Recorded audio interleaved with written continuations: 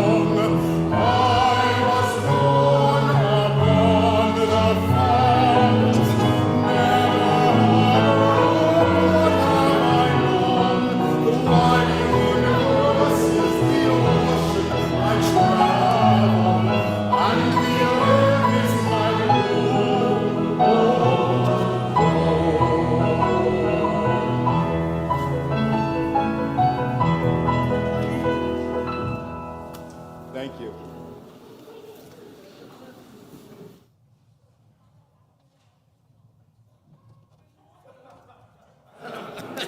Good morning and welcome to First Universalist Church of Minneapolis. We are a Unitarian Universalist community of faith, which means we value every individual and the web of all existence of which we are a part. We are a community of many faiths, which share common values, and we worship by lifting up that which is of worth, to challenge our minds, renew our hearts and spirits, and guide the work of our hands. My name is Lori Stevens, and I am your ministerial intern for this church year.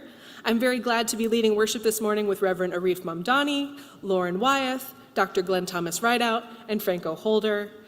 Thank you to all of our First U volunteers who help make Sunday mornings happen. To those who bring flowers, those who put up the beautiful and thematically appropriate banners, to our ushers and greeters, to all the volunteers who will help make this afternoon's barn dance a delight for all who attend. Thank you. We are so glad you could be here with us this morning, both online and in person. If you have come expecting perfection, I encourage you to change your mind. But if you have come to find a place with a people who want to build community, where no one is too old, too young, too queer, too hetero, where no one is too black, too brown to matter, too white to get woke, where no one is too wealthy, too poor, too disabled to lead our common journey, too ineloquent to have a voice, where no one is too timid to make a difference that shakes the status quo, where no one is too broken to be worthy, then you have found just the place. Welcome. Love is alive here and growing in our hearts and hands. Come, let us celebrate. Let us choose the truth and joy. Let us comfort and keep each other for a while. And may the power of what we realize in this hour come to heal us and move with us into the wider world and awaken the fullness of our compassion. Let us begin with these words by Joy Atkinson. The womb of stars embraces us. Remnants of their fiery furnaces pulse through our veins. We are of the stars, the dust of the explosions cast across space. We are of the earth. We breathe and live in the breath of ancient plants and beasts. Their cells nourish the soil. We build our communities on the harvest of their gifts. Our fingers trace the curves carved in clay and stone by forebears unknown to us. We are a part of the great circle of humanity, gathered around the fire, the hearth, the altar. We gather anew this day to celebrate our common heritage. May we recall in gratitude all that has given us birth.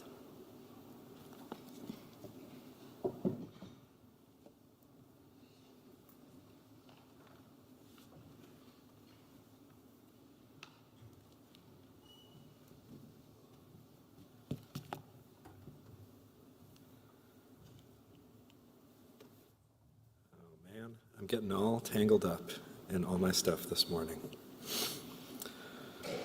So, friends, each week when we gather for worship, we light our chalice, and most weeks it is youth that we entrust to be keepers of the flame.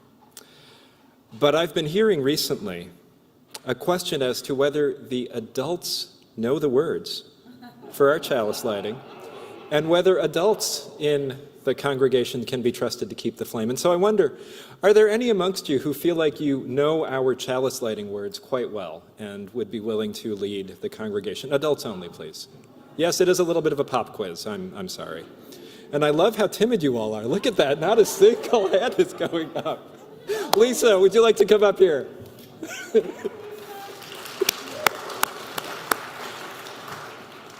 And who amongst you, adults again, feels qualified to light our chalice, to be the keeper of our flame? I will demonstrate how this works. They haven't had the training. Yeah, they haven't had the training, so I'm going to just give you a quick little primer on how to do this. You take the match, you light it from this little candle that is secretly here. You then light the can of alcohol that is our flame. This is the tricky part when you're wearing a mask. You have to pull the mask down, blow out the match, and then put the used match on the left side, right here. Who is that Velma? Yeah. I couldn't see you behind the mask. Great, please, come on up. Oh, I put that match in the wrong place. Okay. It needs to be turned on. Yeah. Someone won't be the sex girl. Please join me in the words for lighting our chalice. I can't remember them. Love is the spirit of this church, and service is its law. This is our great commitment to life, brother, in peace, to find the truth in love, and to love one another.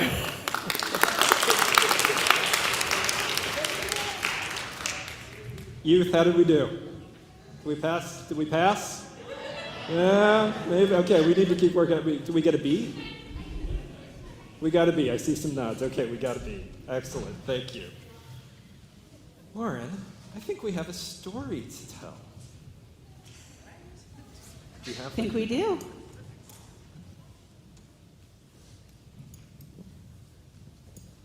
I wonder, have you ever watched a seed grow? Yeah? Have you noticed how it begins so small, so still, so quiet, like a gift waiting to be opened? And how slowly it wakes up begins to unfold, growing into something larger and larger. It depends on what you're growing, though, doesn't it? Of course it does. But if you've watched a seed, then you know that whatever comes from a seed usually ends up looking very little like the seed it came from, which is also true of the very first seed. Once, long, long ago, way back before the beginning of time. But it could have been yesterday, or this morning, or tomorrow. Yeah, it could have been yesterday, or today, or not yet, tomorrow. Yeah, but in all of those times, there was, or is, or will be, a before the beginning. A time long, long ago, when there was no such thing as time, because there was no one there to count it. Oh. So in this time before time, which came before yesterday, today, and tomorrow, everywhere was a huge, deep, mysterious place, like something waiting to happen. There were no stars, no sun or moon. There was no place like Earth, not a drop of water, or a single tree, or a rock, or flowers, and no living beings anywhere. But in that deep waiting space was hidden the tiniest point of something no bigger than a seed. It was not a flower seed. It was not an elm tree seed. It was not a seed of corn. Although all those things were included inside the seed, you might call it an everything seed, because that is what it became. No one knows where that first seed came from, or how it was planted, or how it knew, in the way that only seeds seem to know, how long to wait for just the right moment to sprout and grow. But all at once, this tiny seed, cradled and nourished in the rich soil of space, woke up, broke open, and began to unfold. Unfolding, unfolding, and blossoming forth into an enormous, blazing ball of bright light, like a great grandmother's sun. And the universe was born. Out fluttered the galaxies like a storm of snowflakes, swirling and gathering into the brightest, most blindingly beautiful clouds of stars. And out of those star clouds whirled our own star, the one we call the sun, and our Earth, and our moon, and all the round spinning planets we have learned how to name. And this is the secret of that tiny seed. You and I were there. We were there in the very beginning, just as the idea for each leaf on a big oak tree lies hidden inside an acorn. We were there, with all the stars and the planets, all the rocks and oceans, plants and animals and people, everything. Everything that is now, ever was, or ever will be, was inside that tiny first seed. So whenever you hold a seed in your hand and wonder what it could become, imagine how you and all that is here once came from the tiniest speck of an everything seed before it sprouted and grew long, long ago. But it could have been yesterday, or today, or tomorrow. Yes, it could have been then, now, or yet to come. Now, if this were an ordinary story, this is where it would end. But Arif, as you helpfully remind us, this story of the universe keeps unfolding. What once began in a blazing blossom of light continues every day. New stars sprout open in the deep soil of space. New plants and animals appear on Earth. Seeds of many kinds are scattered everywhere to help us remember. And new people are born every single day, too, with the spark of that first light still alive and burning deep inside, waiting, like the everything seed, to shine in ways that are yet to be known. Thank you, Lauren. I love that story. That story makes me think about the story that we have been telling these last many weeks about church, about the seeds that we plant here in this congregation and the seeds that we plant out in the wider world. Sometimes these are real seeds that we plant, like when we plant trees or when we plant food. And sometimes these seeds are ideas. They are hopes. They are dreams that we plant in the shared soil of our congregation. A few weeks ago, Or it could have been yesterday, or right now.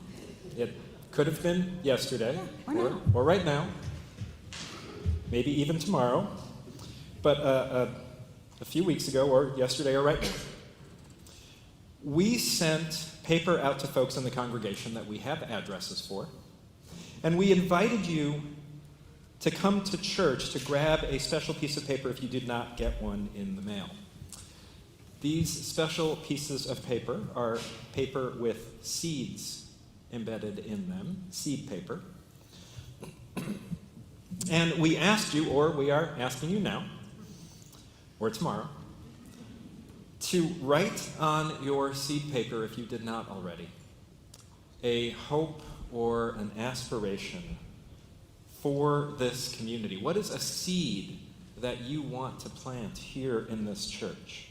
To write down that seed that you want to plant, kind of like the seed that we planted in the story, the everything seed. Because church is kind of like that everything seed, right?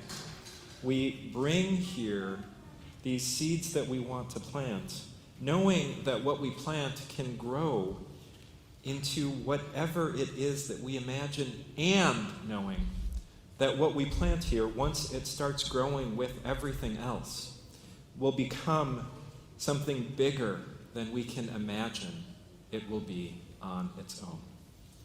And so here in my hands, I have a few pieces of seed paper that folks sent back to us. And I want to share with you just some examples of what was written on them. So one person sent us a piece of paper, sent it back. It's in the shape of a butterfly, and it says joy on it. That is a seed that they want to plant. And another person wrote compassion as a seed that they want to plant here in this church. And another person said that they want to plant a seed of solidarity here in this church. Can anyone tell me what solidarity means? How you might explain that?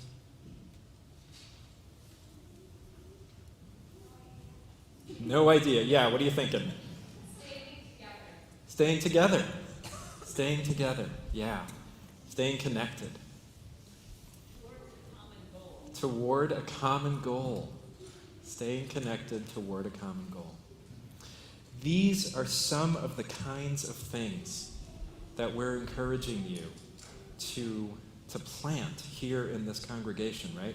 On these pieces of paper that maybe you received in the mail, maybe you already picked up at church, maybe you're going to grab before you leave today. There are blank pieces as you were coming into the sanctuary. What we're asking you to do is to write down a seed that you want to plant so that we can bring it here and plant it not just amongst us here in the congregation, but out in the wider world. So what we're going to do right now, as Lauren was just showing, is we have planted some of these seeds. right? We've planted them here in this soil that was nourished by the compost that we created these last couple of weeks. If you were in service, you remember you were invited to write down on another special piece of paper. We're really doing a lot with fancy pieces of paper this season. This is a season of fancy pieces of paper. So we asked you to write down on that paper things that you are releasing, things that you are letting go of. And those were dissolved in the water of the congregation.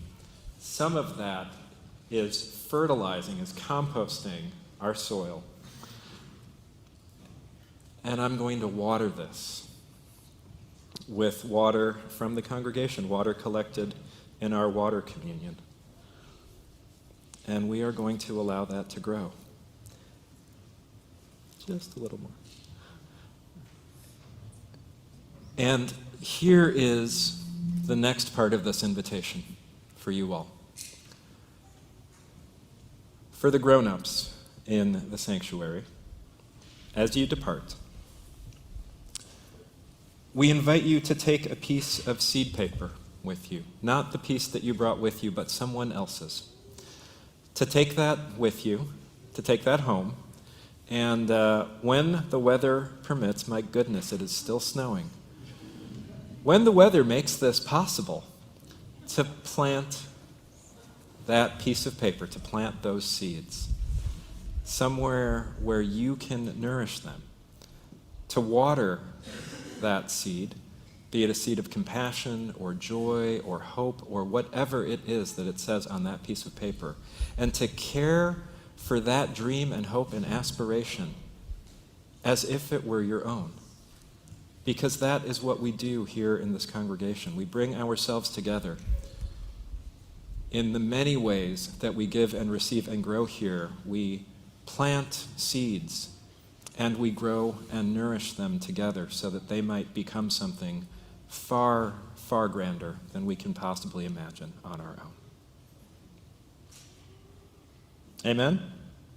Amen.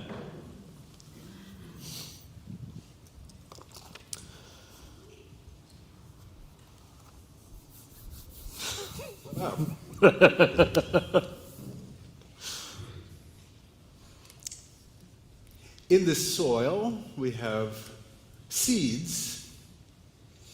There's water. There is the soil, of course. What else does it need to grow? Yes! It needs sun. Please rise. The hymn is This Little Light of Mine.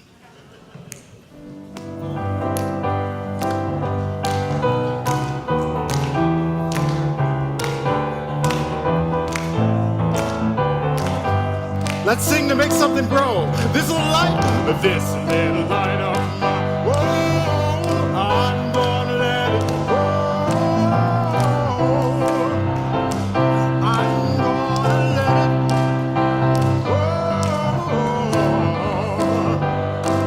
I'm gonna let it shine. Let it shine. Let it shine. Let it shine. Everywhere I go, everywhere I go. Everywhere I go, I'm gonna let it shine. Everywhere I go, I'm gonna let it shine. Let it shine. Building up the world, building up the world. Here we go. Building up the world. I'm gonna let it shine. Oh, building up the world. I'm gonna let it shine. Building up the world. I'm gonna let it shine. Let it shine. Let it shine. Let it shine. This little light, one more time. This little light. Here we go. This little light of mine. I'm gonna let it shine. Oh, this little light. I'm gonna let it shine. This little light.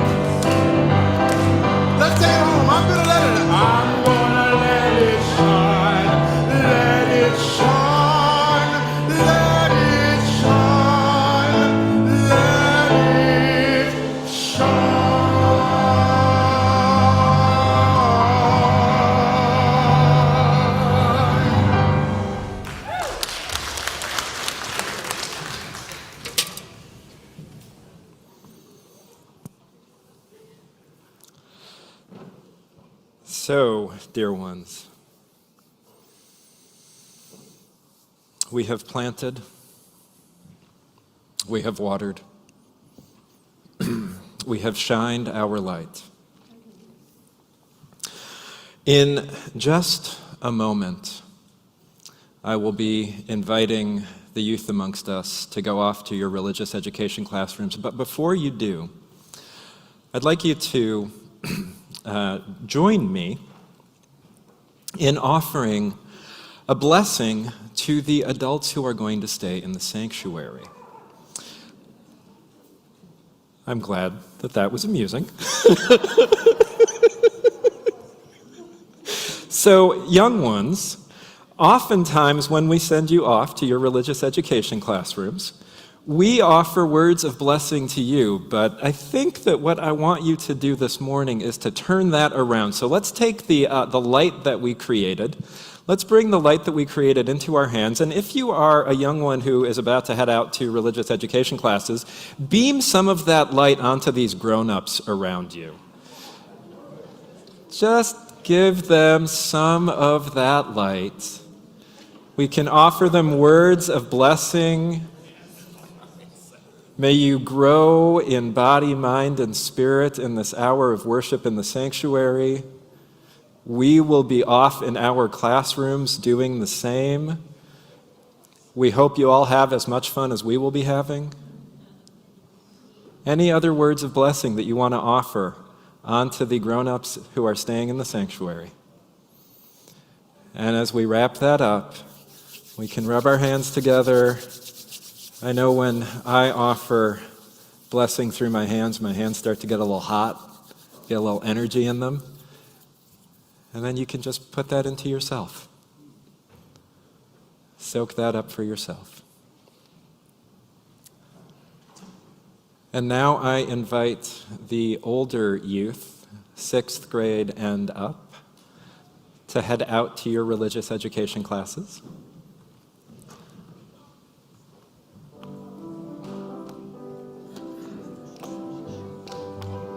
And now I invite the younger youth, 5th grade and lower, to head out to your religious education classes. I'm gonna let it shine.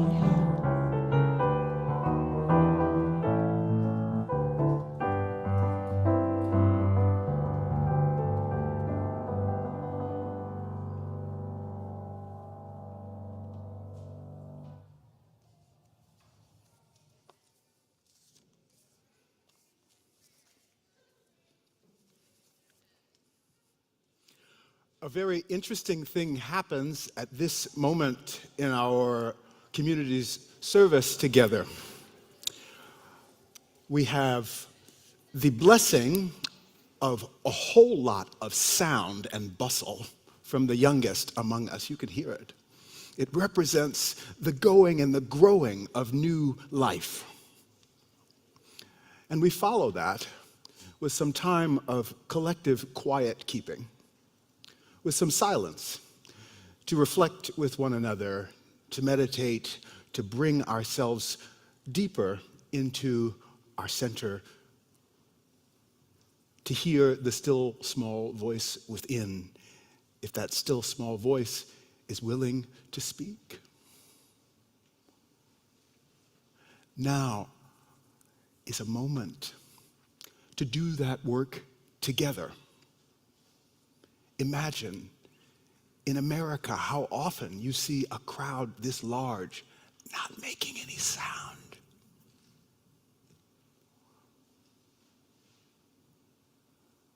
But here we sit with peace.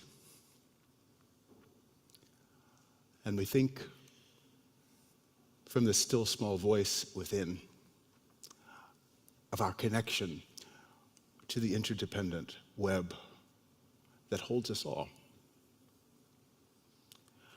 I'm inviting you in this time of quiet to consider the banners behind me.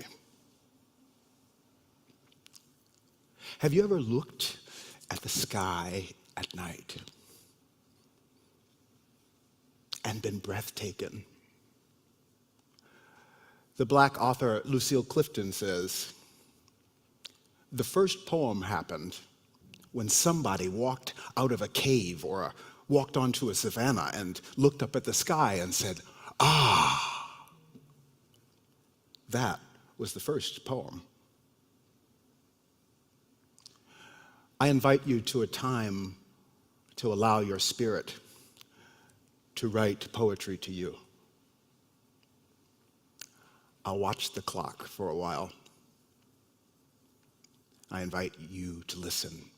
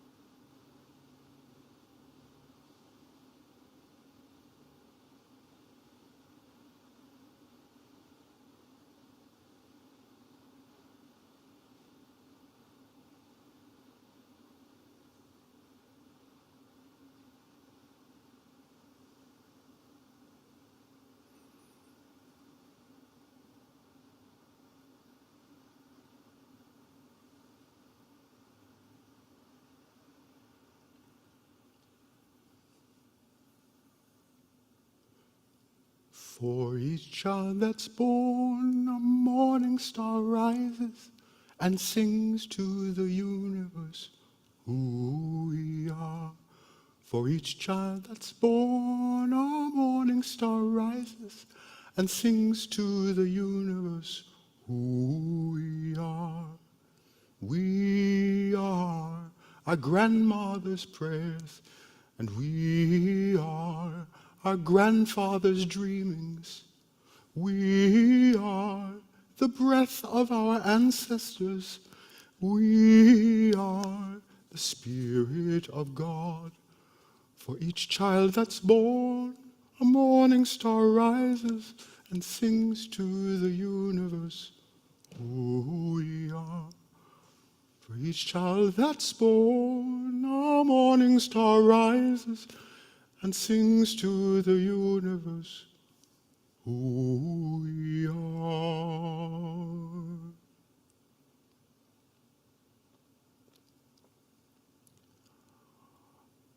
We are holding community in this moment of quiet keeping, a space where we can practice honesty, earnestness, and compassion for ourselves and one another. I encourage you to be gentle in these next moments.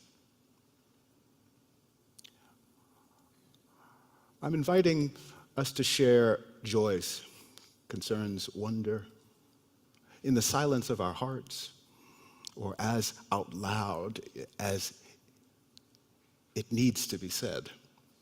We'll hear you, and we'll hold it with you. I'll begin by asking us to hold Reverend Jen Crow and her family in our hearts as they accompany Reverend Jen's father.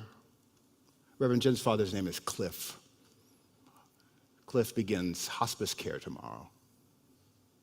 Reverend Jen is in Baltimore now to be with him and take care. Let our love and care surround her and her family in this tender time. We can hold that. What else would you add to this space? The circle is open.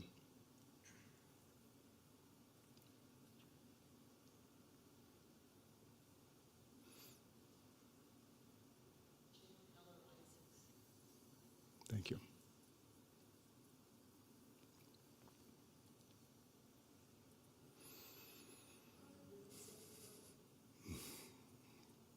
Thank you.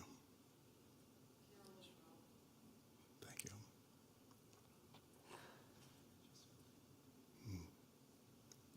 Thank you.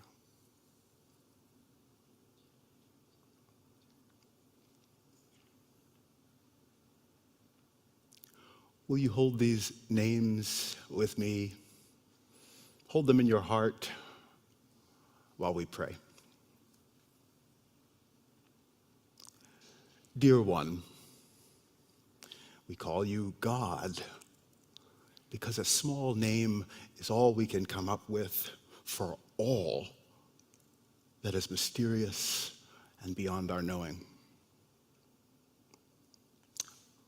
Dear one, untamable by name and reason, common start of the uncountable galaxies and unbelievable grace. We have never stopped being surprised at the suddenly happening sparks of life that we are. We're taking this time to give thanks for the gift of living and to admit that we're often challenged by the demand of it. We look to the sky and we see our relations. We see you in ourselves, in the seed, in the star, in the sun. Help us to see the stars in each other too, to companion our earth, the galaxy that it is part of, and the world of galaxies that it joins. Help us to do our small bit of work, connected to all creation. Remind us of joy. Remind us of peace and love.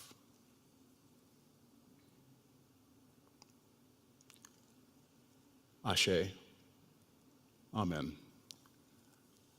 Blessed be.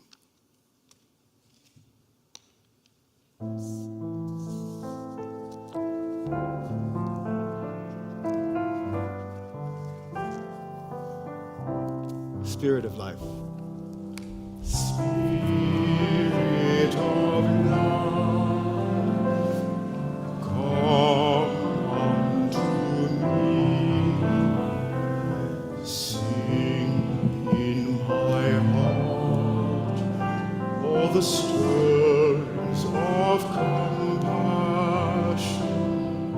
Blow in the wind, rise in the sea, move in the hand, giving life the shape of justice. Roots hold me close, wings set me free. Spirit of love, come to me, come to me.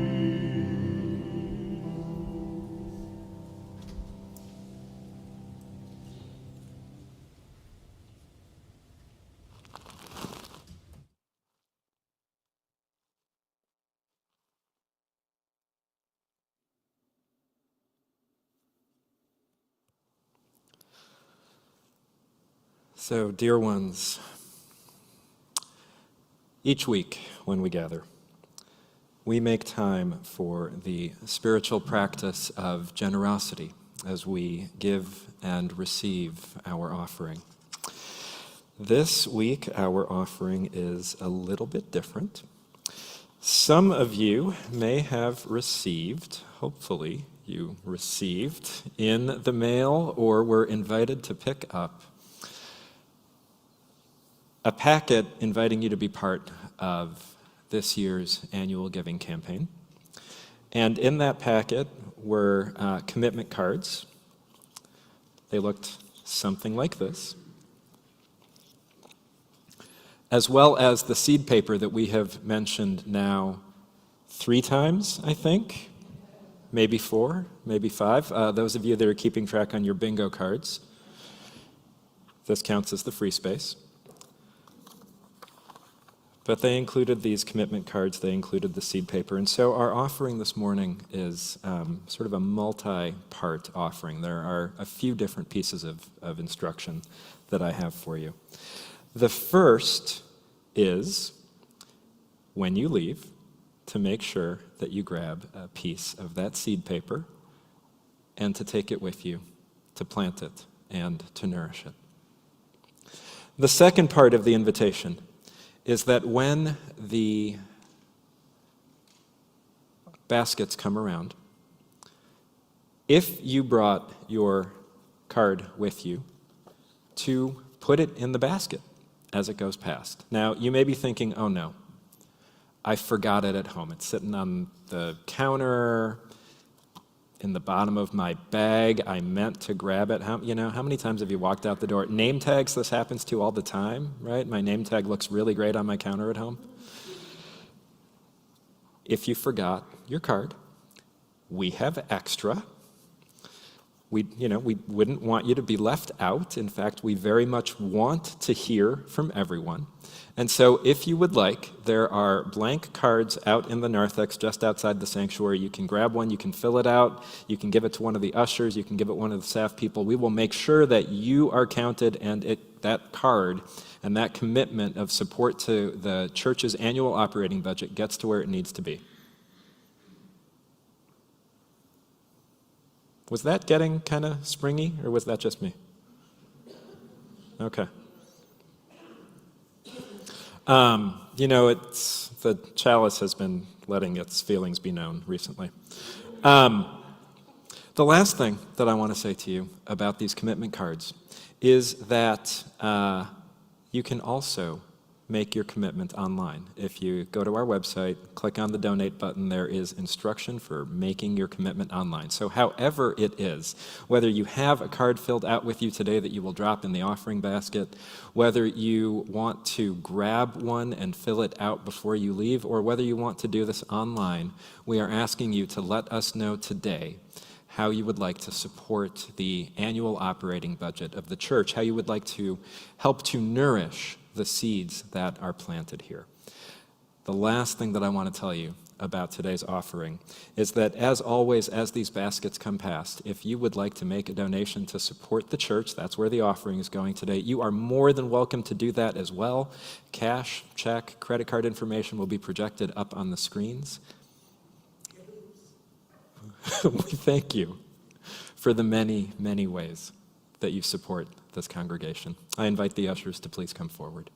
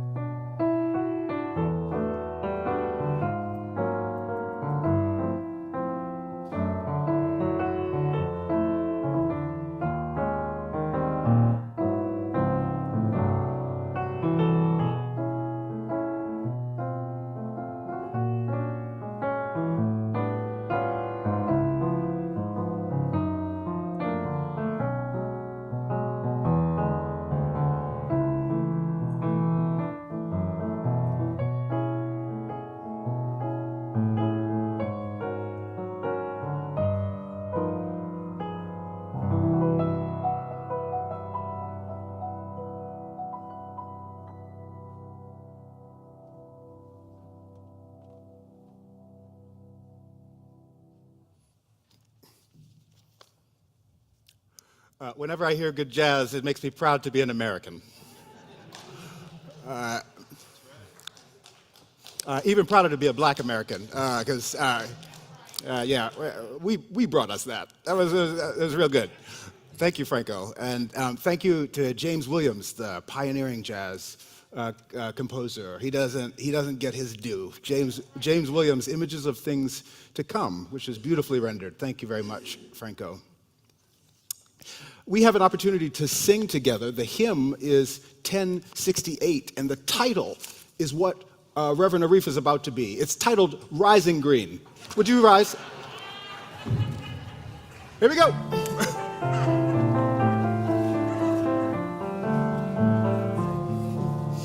My blood doth run in yonder home.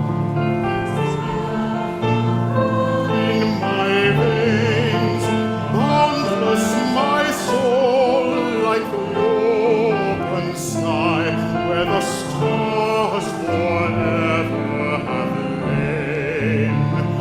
Where the stars, where the stars, where the stars forever have lain. My hand hold the weavings of time without end. My sight as deep as the sea. Beating my heart sounds the measures of old, that of love's eternity. That of love, that of love, that of love's eternity. I feel the tides as they answer the moon. Alone of a distant stand, winging my song is the wind of my breast, and my love blows over the land.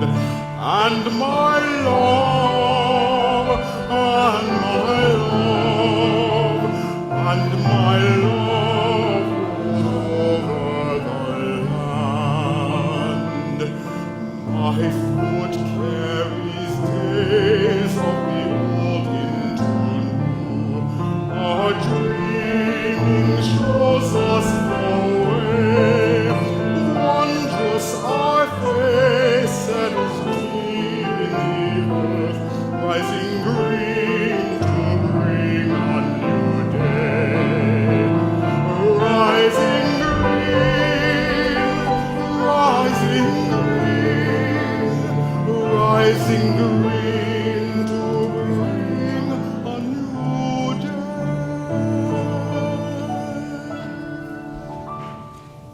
Thank you.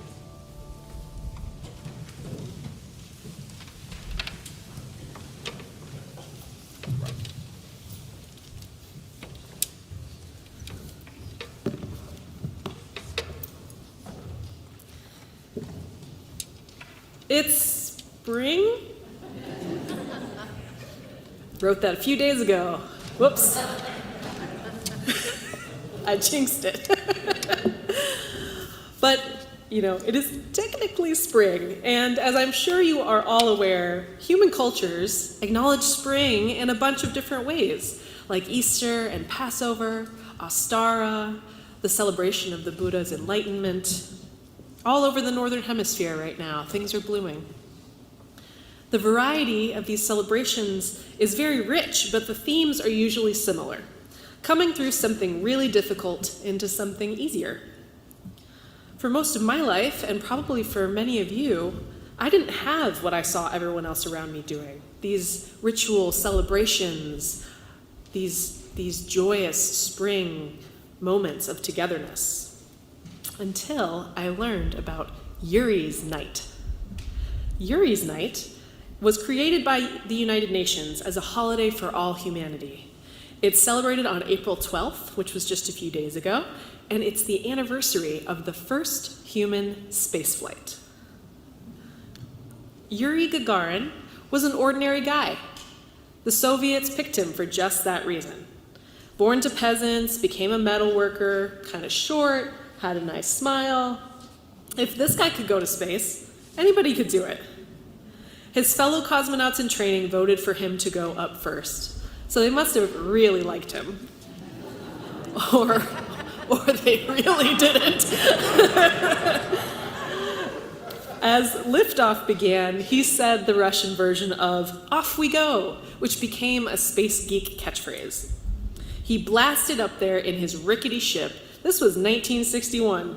Think about technology in 1961. We had computers, but they were mostly made out of vacuum tubes and hope. Yuri's spacecraft, the Vostok 1, looked like a water heater, a big beige cylinder with a chrome sphere on top.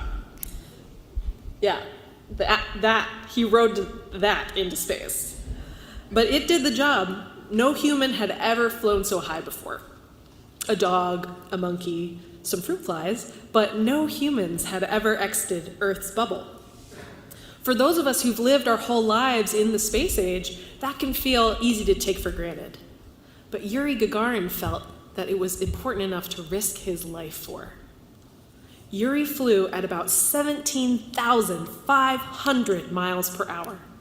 He became the first human to orbit the Earth one full time, and he did it in about an hour and a half. An hour and a half around the whole world. Incredible. This was his flight path, which included the southern hemisphere. He went down south, in between South America and Antarctica, north over Africa, until, having flown through the night side of the Earth, he arrived back in the same day that he'd left from. Amazing. On re-entry, the spacecraft actually malfunctioned a bit and shook him violently, but he didn't panic, he had trained for this, and he was able to eject over Russia as planned. When he landed near a farm, the farmer and her granddaughter saw him, and they were terrified. This was the age of radio, and they hadn't heard anything about this. So all they saw was this dude in an orange suit with a white head and who had just fallen out of the sky, which had never happened before. But it's okay. He took his helmet off and he said, "I'm a Soviet citizen just like you. I've just come back from space and I need to call Moscow."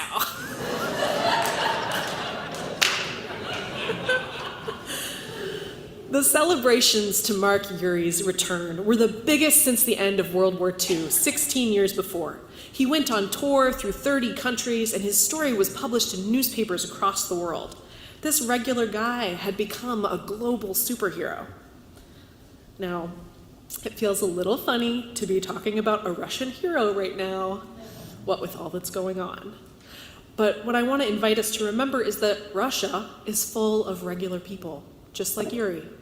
And that this story, this Yuri's Night holiday, isn't about Russia alone, but about humanity together. Yuri's story is part of a shared human story. The United Nations made it a holiday and called it the International Day of Human Spaceflight. People from many places and eras helped each other develop the science and technology. Astronomy from the ancient world, flight from the west, combustible fuel from the east, and yes, one brave Soviet citizen. Today, space programs are still one of the most internationally cooperative industries, whose discoveries aid in medicine, technology, and resisting climate change here on Earth. Among the 600 other people who've been to space since Yuri, a psychological phenomenon called the overview effect has been noted, where the astronauts feel a state of awe, transcendence, and oneness with the entire Earth. The first human spaceflight happened in 1961. Do you know what else happened in 1961?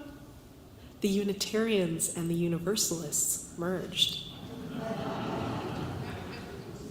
We recognized that we had more in common than not.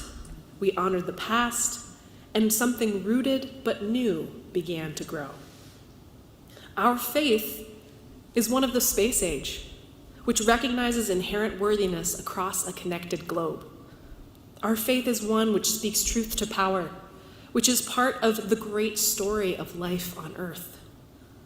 Let me tell you a version of that story. Throughout human existence, longer even than our history, we have been tracing our stories onto stars. With just distant points of light on an inviting black canvas, we've seen pictures, stories, maps, and mysteries. By 500 BCE, the Greeks had guessed that we orbit the sun rather than the other way around. But when the Library of Alexandria in Egypt burned, we lost a great treasure of learning. We lost centuries of human endeavor, and it took us ages, literal ages, to catch back up. It wasn't until the 1500s, 2,000 years later, that Copernicus figured it out again. And people in power were furious. Galileo, who came after him, was convicted of heresy and confined to his home until his death, all for trying to understand the cosmos as it really is. It took another 400 years for us to finally poke our head outside, for the first humans to go out there, for humans to work together well enough for long enough to make it possible. And we did it. Yuri Gagarin risked his life, hurtling through inhospitable nothingness, and came back, uninjured, alive. If you ask me, that's a story that fits alongside those great celebrations I mentioned earlier. That's a story worthy of spring. Unitarian Universalism is a community of many faiths. For me, as a UU who's also an atheist, space is a key part of my spirituality. I talk about it a lot. It's kind of my thing. So I know that it's not everyone's cup of tea. It's vast, it's mysterious, it's even a little scary. To a lot of folks, probably to some of you, all this space stuff seems silly. The stuff of Trekkie geeks, totally unrealistic. I think in our day-to-day lives, we have somehow forgotten that it is fact, not science fiction, that we are part of the cosmos. Every time we bask in the sun or gaze up at the moon, there it is. Every particle of our bodies has existed in some combination or other since the Big Bang, because in this universe, nothing is really created or destroyed, only changed. Which is why the beloved astrophysicist Carl Sagan became known for saying, "We are star stuff."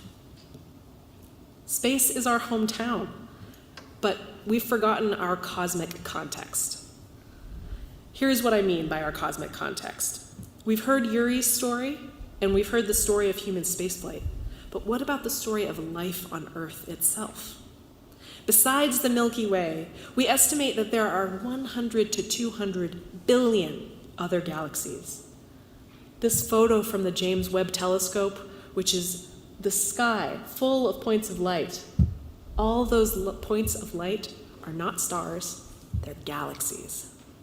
And each of those galaxies, we think, holds between 100 to 400 billion stars. There is a lot of out there. But right here, a lot of extremely particular circumstances all coincided. Conditions were just right, and life emerged. Life is something extremely special. A star, any one of those billions of stars, takes shape, burns its fuel, and dies. It can't seek out more fuel, it can't make more of itself. But life can. We eat, and we make babies. The circle of life. By doing so, life can intentionally resist entropy. It resurrects relentlessly. Life on Earth is a part of this universe that is trying as hard as it can not to die. That's our cosmic context. So the harm we cause each other and life on Earth flies in the face of our cosmic purpose. While pain and death are facts of life, causing them unnecessarily is antithetical to our entire existence as living beings. If we are a part of the universe on a mission to live, then genocide, deathly prejudices, gun massacres, and climate change are madness on an epic scale. Yuri Gagarin himself said, quote, "Orbiting Earth in the spaceship, I saw how beautiful our planet is. People, let us preserve and increase this beauty, not destroy it." End quote. I'll briefly mention that I hope you'll be able to join us again next week to hear from our environmental justice team for Earth Day, where they'll be focusing even more deeply on our beautiful planet. The life that has emerged on this planet is precious in the context of the universe. And in my opinion, that's exactly why spaceflight matters. Not because it could make some billionaires a bunch of money. They should be the last people in charge of it. If life is the part of the universe which doesn't want to die, we're going to need to move and spread out eventually, whether that be in 5 decades or 5 millennia. Through the processes of nature, through evolution, collaboration, and ingenuity, humanity has naturally developed the ability to go to space. I think there's a reason for that. I think, for better or worse, it's become our role among the species to steward Earth's incredible variety of life. One method to increase our chances is to spread life across the universe so it can keep doing what it does best: grow, change, and live. While that is a distant possibility, a hope on the horizon, there are smaller ways to steward well-being in this life that we share today. Today, we've planted seeds in soil nourished by changes gone past. We've made commitments to the garden of this gathered community. Many of you have participated in the visionary goals process, which will set a path for the congregation to follow in the coming years. Because we are a community of spirituality and faith, it helps to remember the ultimate purposes for why we do such things. To remind ourselves of our universal interdependence, so we may reduce harm and work for the mutual flourishing of all life, both on earth and beyond. In Octavia Butler's splendid science fiction novel, Parable of the Sower, she writes, "We are all God's seed, but no more or less so than any other aspect of the universe. God's seed is all there is, all that changes. Earth seed is all that spreads earth life to new earths. The universe is God's seed. Only we are earth seed. And the destiny of earth seed is to take root among the stars." Amid the raging fires and cold emptiness of space, here we float, brave, curious, and alive. I invite you to remember your cosmic context. Go out there, feel the night sky, how it cradles us, waits for us. You are inextricably part of the great wholeness of the universe. Become aware of your living, breathing interdependence with all life on Earth and all that is beyond it. Work with others to reduce harm and steward life. Participate in the universe's epic cosmic quest to live. In the words of Yuri Gagarin, off we go. Thank you.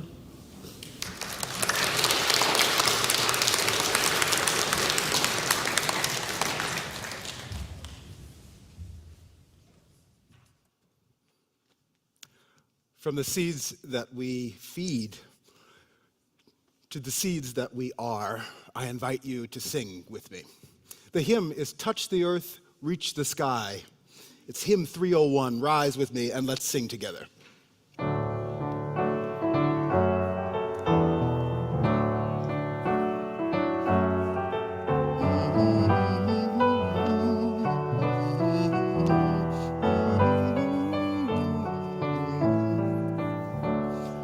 Touch the earth, reach the sky, walk on shores while spirits fly, over the ocean, over the land, our faith, our quest to understand.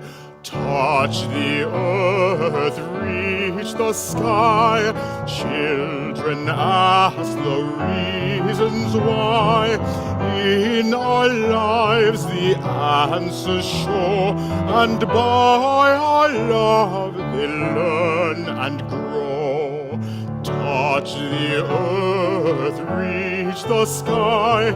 All are born and all shall die. Life's the time left in between, to follow a star, to build a dream. Touch the earth, reach the sky. Hug the laughter, feel the cry. May we see where we can give, for this is what it means to live. Touch the earth, reach the sky. Soar with courage ever high.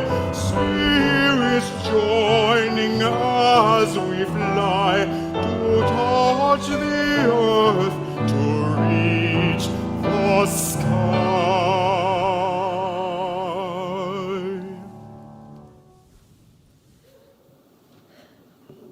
You are made of star stuff. The universe is alive in you, in every person you meet, and in all living beings. May that knowledge comfort your heart, renew your spirit, and guide the works of your hands. May it be so. Let's sing one more time together. Where you go, I will go, beloved. You're divine, my divine. Here we go. Where you go, I will go, beloved. Where you go, I will go. Where you go.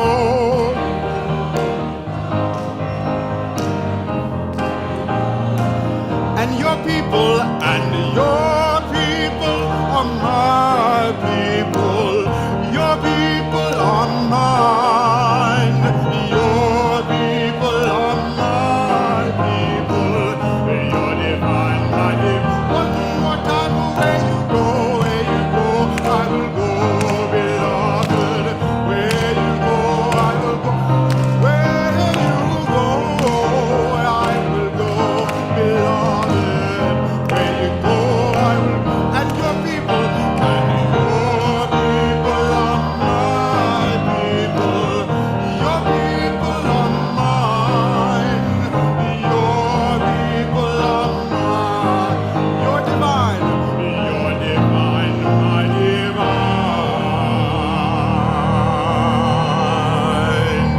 divine. Go in peace, my friends. Amen.